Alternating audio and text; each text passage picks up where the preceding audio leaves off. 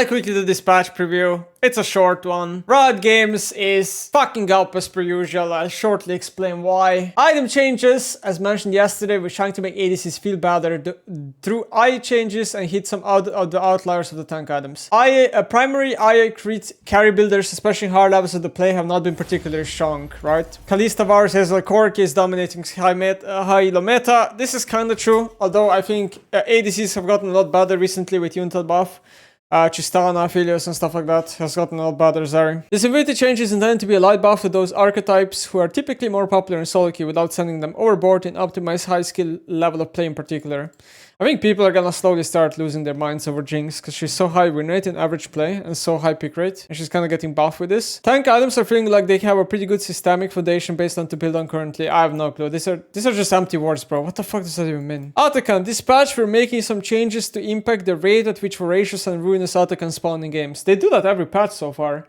Like every single patch, they changed the spawn rate between Ruinous and Voracious Atakan. Untouched needs to do some tuning changes to make Ruinous Atakan more likely to show up in pro games without changing the rate that he shows up in regular games much, which is about 15% most of the time in slow games. I don't really get how they do that. So the thing is that they could be using some secret formula here that we don't know that maybe applies only in pro games. Like I have no idea, but it's really weird to me that like they don't really tell you how they do this. They just tell you, oh, we are doing it, but they don't really tell you how they're doing it. So we just have to kind of like just guess this. This feels really bad as a player. We hope to get this balance in a good spot by the first stand comes around. So I guess Riot is worried that Voracious Atakan is just like spawning every game in pro, right? Mel's win rate dispatch is being tanked by her W being erroneously suggested to be max second, which we're fixing. She's getting a significant influx of new players, which is tanking her win rate somewhat, but she's still very popular, which is great. Changes dispatch are targeting and opening up moments of vulnerability through early E duration, lowering her effective range and W duration. This should require her to get more in range, stay in range to build up R stacks and be more vulnerable when doing so. We're intending her to be weak into beefy front lines that she has to stack up and a bit more friendly. Enemy comp dependent setup for E needs a good reflect to scale well. That makes sense. In solo queue, she's intended to be a lot more effective and she's intended to start to fall off around 3 items but have a pretty comfortable ramp up until then. This may need a change at some point in the future. Ashe took a pretty significant hit. We're looking to pull that back. Kalista, extremely high presence, even in Fearless World. We're putting the changes back. Warwick top has emerged as a pretty strong pick over a pretty extended period of time. We're looking to take him down a tad here with a top lane skewed nerf. Okay, let's go change per change. So Ashe Q total AD goes up by 5%, or 1% to 5. This is, I think, second max ability usually. WAD ratio up by 0.1. R damage up by 50. So there were some PB changes on Ashe where they were buffing her AP ratio and that the AoE of the arrow would deal 100% damage to everybody. I have no idea if those PBA changes are gonna go through or these are all the changes, but I'm gonna assume these are all the changes because if those PBA changes went through, that would be a massive Sylas buff. Overall, I do think these are kind of small buffs to Ashe, personally. But, you know, more damage is always nice on a champ like that. Echo, first Q, so goes 10 damage up. This is going to help Echo with like wave clear breakpoints at level 7, level 9. Potentially even at level 5 or level 3 when he does 2 Qs. He probably one-shots the wave at that point as well. Helps a little bit with small trading. Not the best Echo buff, or like not super large. It's there. Helps mostly early game. Gangplank AD growth up by 0.5, so this is like what, 9 AD at level 18. It's alright. It's a scaling buff, it's fine. Very small buffs. Jace, W attack speed now reaches 3.0 cap, so very small. Nautilus Q base damage up by 15. This is not gonna make Nautilus solo lane come back. This helps like Nautilus in support because for early trades, like this is very huge. It's very easy to not miss this ability because the hitbox of it is ridiculous. I do feel like a lot of times when I play against Naut, I do feel like Nautilus has like ridiculous damage to support, personally. To me, like Nautilus does so much damage, so I'm kind of surprised they're doing buffing damage here. Sion, bows buff, armor up by 4, health regen up by 1.5. Early game Sion buffs helping with laning phase. I think these are pretty good Sion buffs, honestly. Even though this kind of looks small on paper, I do think these are huge buffs in a way. Because like this helps Sion survive lane, which is kind of like the weakest part about Sion in a way. And like it's easier to stall more time and then get, you know, passives off or whatever. it's just nice and also helps a lot versus like Sam versus AD matchups.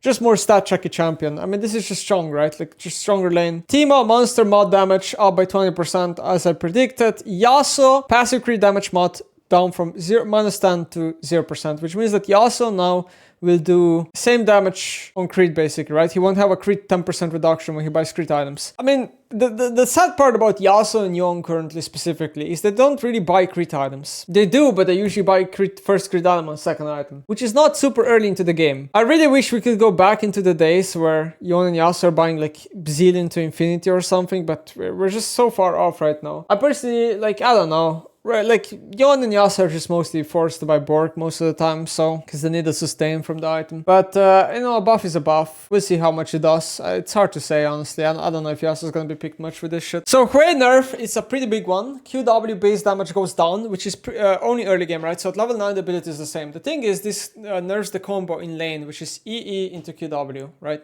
This is like one of the main combos that you use to damage people.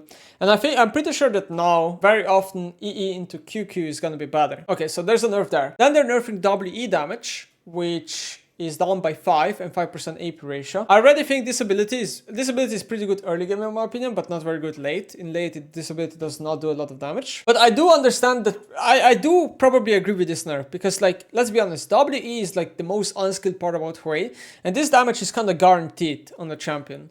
So I think nerfing this ability, it does make a lot of sense. Passive AP ratio going down by 5%. This is a revert, right? Because I'm pretty sure they buffed passive AP ratio once to 35, and now they're reverting that. That's gonna be some damage loss. This is going to be around 1% win rate loss for Hwei, I think. And yeah, probably not gonna be played a lot in high level. We'll see though. Kalista, W max HP damage down by 4% in early game, which does matter when you're 2v2ing with Kalista and your support is good at the game and then your support is proccing the passive. A lot of extra damage here, lost for Kalista. Kog'Maw, Q damage down for 10 and then 30. So in the PBE, they had AP ratio up on the ability, but now AP ratio doesn't seem to be changed. So it seems to be nerf to AD, nerf to AP Kog'Maw. But here's the thing, like, IMO, this nerf makes no sense. I do understand that this ability has a very inflated base damage, like 290 base damage on ability is ridiculous. But pretty sure Riot should be nerfing AD Kog'Maw, not AP Kog'Maw, and this nerf nerfs AP Kog'Maw more. So I do not understand this nerf. I think they should like increase the AP scale or something here. Like I don't see it, you know. Lulu W attack speed down by 5, W cooldown up by 1, E base damage shield down by 20. Okay, that's probably close to 1% as well on Lulu off. Okay, good nerf. Twitch Akshem Arcan is treated now as AoE damage. This is going to be a meaningful hit to Twitch, because Twitch players use the ultimate rune, right? And then they ult people and the ult does ridiculous damage. Sure, Twitch is still gonna be good in solo queue. Warwick, okay, this is like where I got so triggered when I saw this. We're nerfing Warwick Q by 10 mana cost. Like, are we fucking so out of touch at this video game? How do we think this is like even a nerf to the champion? Like, yeah, it's gonna nerf noob Warwick players in silver and bronze, but like IMO, okay, the way I see Warwick is the champ should be good in low MMR and bad in high MMR. This nerf does the opposite. It nerfs low MMR, does nothing to high MMR. So like, this is such a joke when I saw this. And then you know what I also saw? I saw that Garen nerf got pulled from the patch. What the fuck is this shit? Who at Riot mains Garen, bro? Like, who is it? How is Garen nerf pulled from the patch? It's like so crazy to me that like Garen and Warwick are escaping nerfs as one of the most unskilled, inflated characters for God knows how many months now. I have no idea, man. And then they're buffing Infinity Edge, which is another Garen buff, right? Like, it's just such a joke, honestly. Mel already commented on these changes. These are going to be nerfs overall. I do like, kind of like the direction these Mel nerfs are going, to be honest. I think long term the champ seems to be a lot healthier once she gets buffed back over time. Diana, I saw this and I was like confused. So passive monster mod goes down, Q damage goes up, W damage goes up. So they're buffing lane, they're trying to buff lane Diana, they're trying to nerf jungle Diana. Jungle Diana obviously being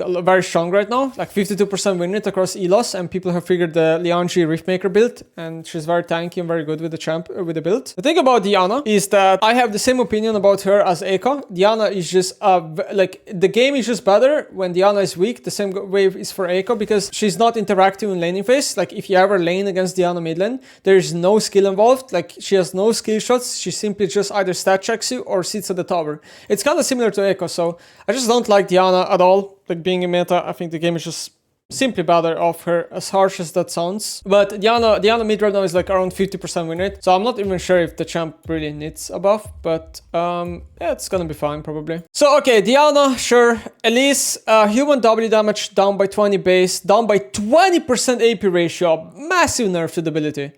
Spider W attack speed up by 20%, and Spider W cooldown down by 4, and Spider damage also up, right? So the way I see this is that if the Elise is able to be played in melee range, the champ is going to be probably stronger. If Elise cannot go melee range a lot, then the champ is going to be weaker. Now, I have no idea how to feel about this. Like, level 3, level 4, the champ is going to be really buffed. Like, the early game jungle Elise has to be buffed here. I'm just not sure about late game, because she's losing a lot of spider damage on W. Right. I truly do think that this is... I don't know if this nerf is even support skewed. Like, it's so hard to say. Like, to me, if this is a nerf to the champion, it's going to nerf jungle as well. Like, I don't really see how this is support skewed nerf. That's what I'm, like, having a hard time seeing right now, if that makes sense. But yeah, that's Elise, I guess. So, okay, Merc Chats down by 50 gold. Totally fine buff. Very small buff. I think this is good. Symbiotic Souls up by 5 move speed. No reason to buff these boots whatsoever. Abyssal Mass down by 5, still gonna be a good item. Fimbulwinter Shield is down by a lot, probably still an okay item. Heartsteel, damage conversion down by 2%. I would say most likely a decent nerf to the item. Plated Steel Caps down by 2%. Taba is gonna be pretty bad next patch. I think people probably should not buy these boots anymore. I think they're gonna be one of the worst boots, if not the worst boots in the game. Unending Despair loses all its damage, base damage. So this item is not built for damage anymore. It's just for stats and for healing, I guess. So kind of have to change our mindset when it comes to this item. Infinity Edge down 150 gold, down 5 AD. I mean, this is for sure a buff to the item. Everyone is happy here. Yon, Yas are happy. Trinda is happy, Auction is happy, and then every ADC in the game that builds Infinity is happy. I think Creed ADCs over time are slowly becoming better and better. Zervi, Aphelios, Tristana, and whatever else. That's it. That's the patch. I'm just like really hate this Warwick change, and I really hate that they pulled Garn change out. Like that's like my biggest gripe with the patch. Next will be Auction patch. I think Auction probably will be nerfed soon, yeah. I'm surprised it didn't already happen. Like win rate of the champ is so high. Like they just buffed Lost Whisper, which was an Auction buff, and they buffed PTA, and they buffed like I don't know, they buffed so many things.